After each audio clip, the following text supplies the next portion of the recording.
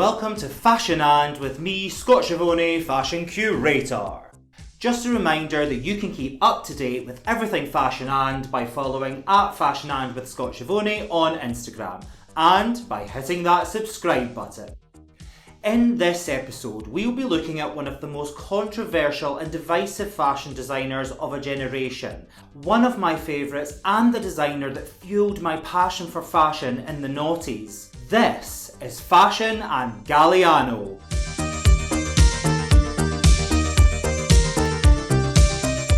Revered as the great fantasist of late 20th and early 21st century fashion, John Galliano's romantic, escapist vision had a tremendous influence on the industry.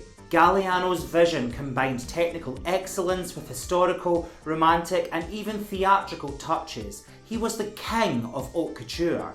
A recipient of British Designer of the Year in 1987, 1994, 1995 and 1997, a CBE in 2001 and made a Chevalier of the Légion d'Honneur in 2009, a title he was stripped of in 2012, John Galliano is a fantastic example of, when it comes to the art of fashion, a genuine rebel with a cause.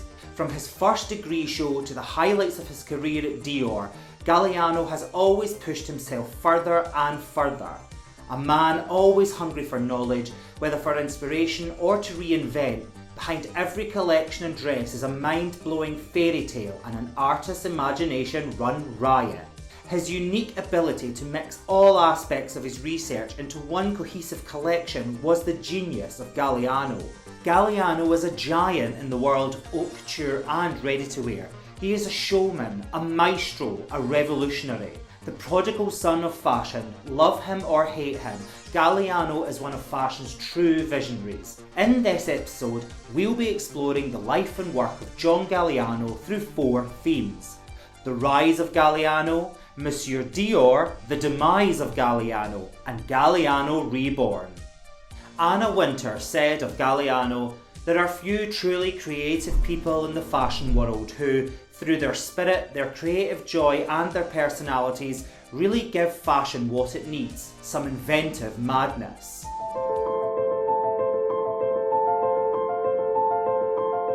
John Charles Galliano was born in Gibraltar on the 28th of November 1960.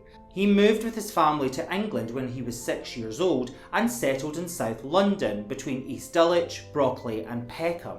John left school with just a couple of O-levels and went to study design and textiles at the City and East College, now the City and Islington College, in Whitechapel. As a student, John spent most of his nights clubbing in London's legendary West End clubbing scene of the early 1980s.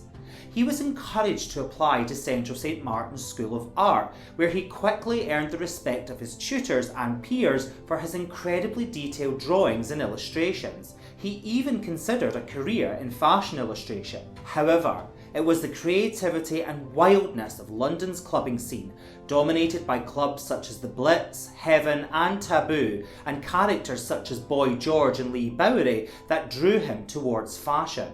Galliano was part of the movement away from the aggressive, hardline punk aesthetic towards the frills, decadence and gender bending of the new romantic movement. Galliano also worked as a dresser at the National Theatre, which infused in him a sense of flamboyance and performance, traits which would become synonymous with his name.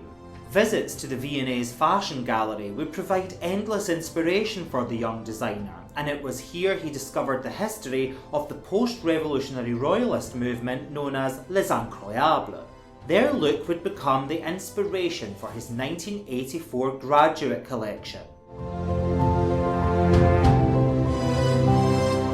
His collection celebrated the extravagant, anarchistic and revealing clothing of Les Incroyables and Les Merveilleuses, the royalist subculture of fashionable young men and women in late 18th century post-revolutionary Paris. These revolutionaries used their clothing to signal their social and political leanings. The male members of the movement, Les Incroyables, wore pantaloons, oversized neckties, earrings and grew their hair long.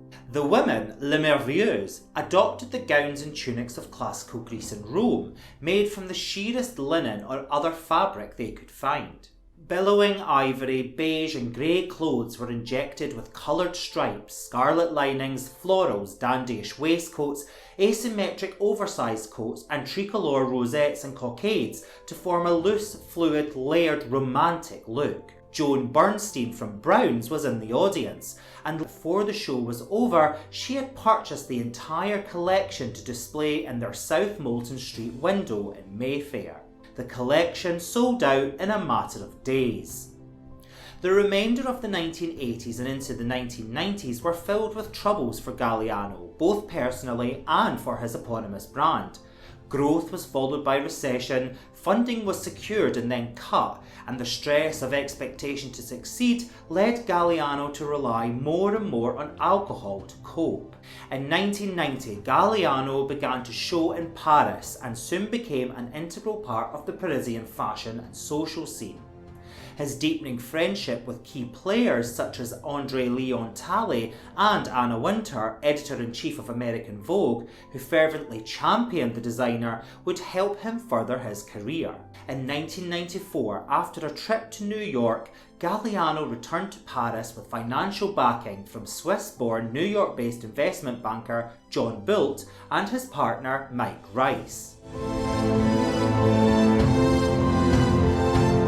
His Autumn-Winter 1994 collection was influenced by the aesthetics of Japan as seen through European eyes. Budgetary and time restraints meant that the collection was limited to 18 looks, and the designer could only afford one fabric, a synthetic black satin crepe, with which he had to use both sides to create the illusion of contrasting looks and layers. There were the bias cuts of the 1940s, furs, 1920s lingerie and kimonos with military touches.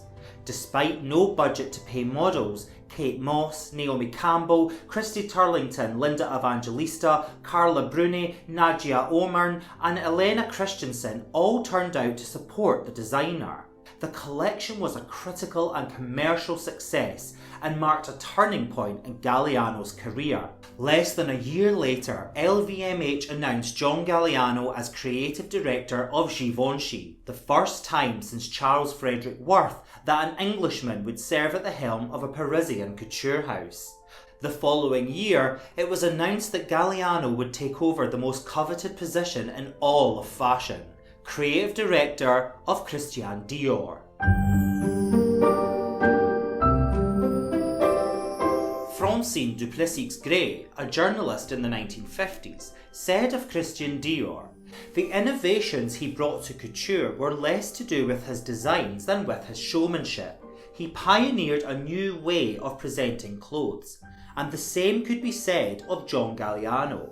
His tenure at the helm of the House of Dior from 1996 to 2011 marked a high point in the history of fashion when the unbridled imagination and boundless creativity of Galliano, combined with the unrivaled technical skills of the atelier, created fantastical collections and shows on a scale that surpassed anything previously seen in the world of high fashion.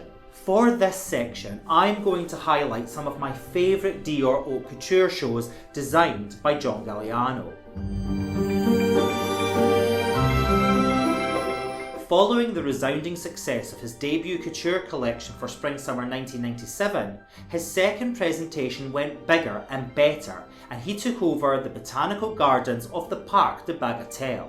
Sculptural tweeds were worn alongside swagged velvet, silks and jewels in reference to the Edwardian Mata Hari, a Dutch exotic dancer and courtesan who was convicted of being a spy for Germany during World War I.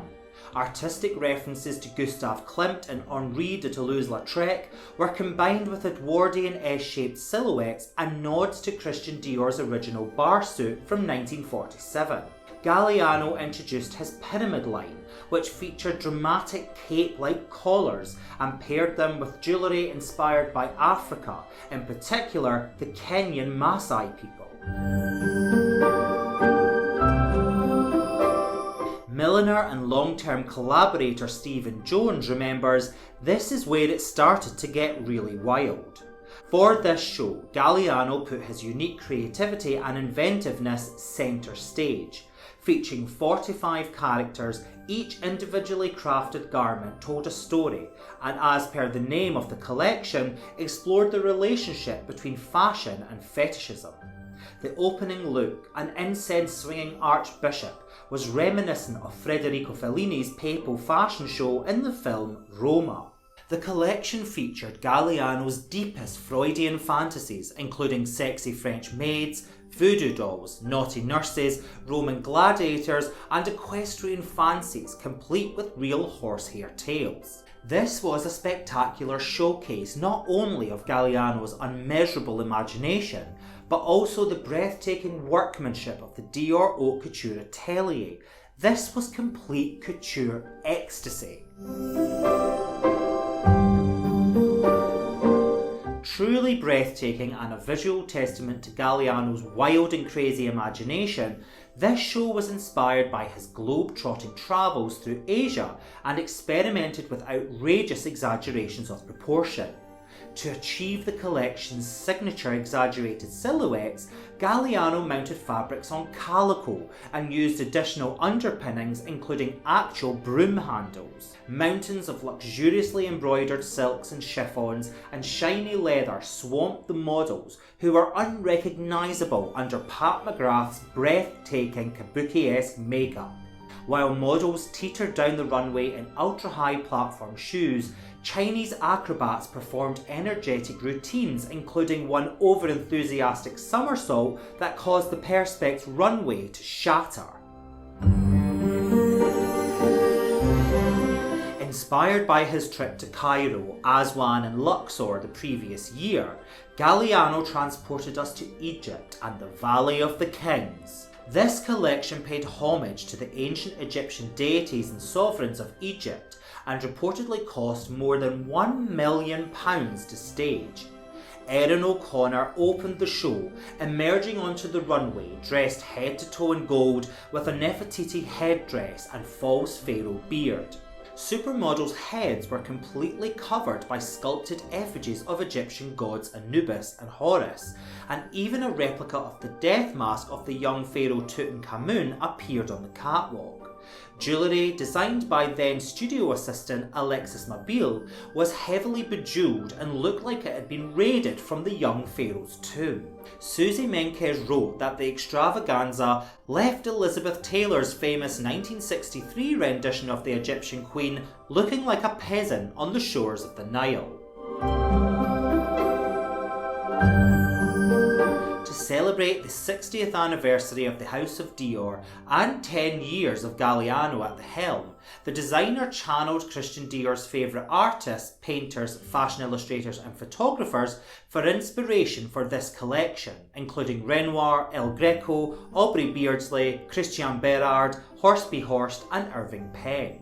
Presented in the orangery of the Palace of Versailles, Giselle Bundchen opened the show in a contemporary reworking of Dior's bar suit and was followed by beauties from the history of art, modern reinterpretations of the ill-fated Queen Marie Antoinette, and characters inspired from the Commedia dell'arte. Colour played a predominant role within the collection, coming in gradually at first and then developing into extravagantly realised palettes taken from portraits of women by the Impressionists, Dutch masters, Pre-Raphaelites and the greats of the Spanish school. These colour effects were ravishing, running down from palest pinks through mauve, ice blue, crimson, orange and emerald. They often appeared to shade from one hue to another in the rich folds of Duchess satin.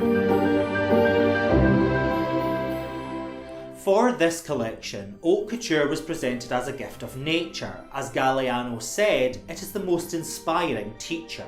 Duplicating the extraordinary intricacies of flowers, garments were fronded, feathered, ruched and ruffled.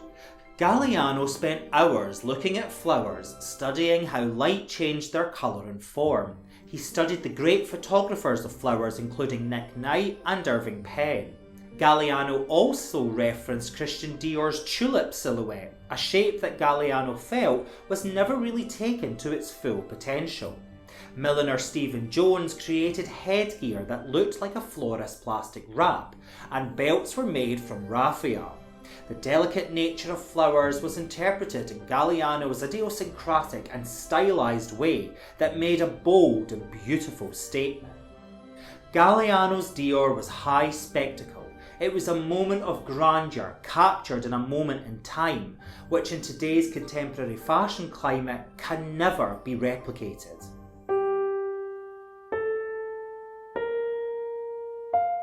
The bold and beautiful collections that Galliano created for Dior perpetuated an ever more demanding cycle of create, produce, show and enthrall, and Galliano didn't help himself with his constant partying and substance abuse.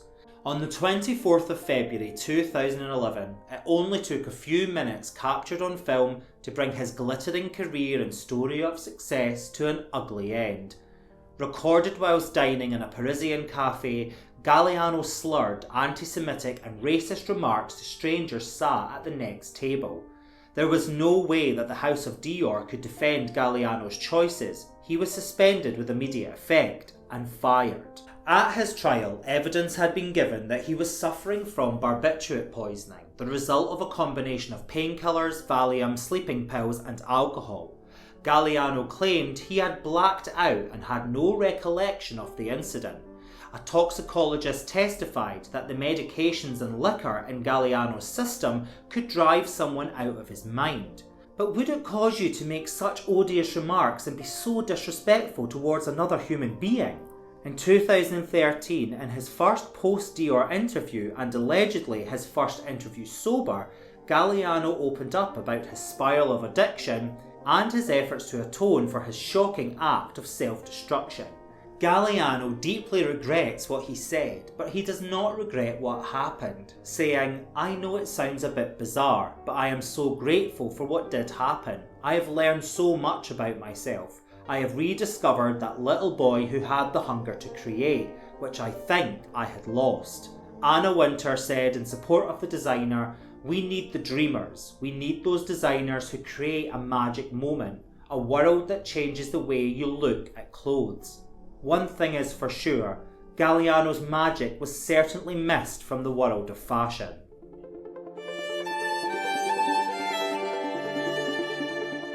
The prodigal son of fashion, a new era for Galliano dawned with the announcement of his new role at Maison Margiela. His first couture collection for the house on the 12th of January 2015 was his long-awaited return to fashion and was the most anticipated show of the season. This event would mark his phoenix-like rise from the shameful ashes of his past. It was Galliano's first runway show since 2011 and was a reminder to anyone watching just what made Galliano a genius in the first place. He reminded everyone that he still knew how to deconstruct, was still a master of the art of tailoring, and could still express luxury through the theatre of couture. Some commentators believed that he should never have returned, that he had had his time, his chance, and he had blew it. But doesn't everyone deserve a second chance? I believe they do. At Margiela, Galliano is doing something different. He is making clothes that reflect the diversity of our current lives. Whereas before he relied upon fantasy and fairy tales, he's now looking at something more grounded in real life. Central to Galliano's Margiela is the dissection and deconstruction of something to its core, a clear nod of respect to Maison Margiela's original ethos. After 5 years, Galliano's contract at Margiela was extended. The designer said, "I am super excited for this new chapter and the vision for Maison Margiela." Although many people may never forgive John Galliano for his past behaviour, with the passing of time and his expressions of remorse has come the desire to forgive. And in order to heal, fashion needs to move forward. Some might call Galliano's splashy return engagement too light-hearted or too celebratory. However, although his ingredients for fashion are different, his recipe is still the same. Galliano combined technical excellence with historical, romantic and theatrical touches. His kingdom may be smaller, but he is still hailed as one of the greatest designers alive and still rules as a king of couture. The prodigal son of fashion. Love him or hate him, Galliano is one of fashion's true visionaries.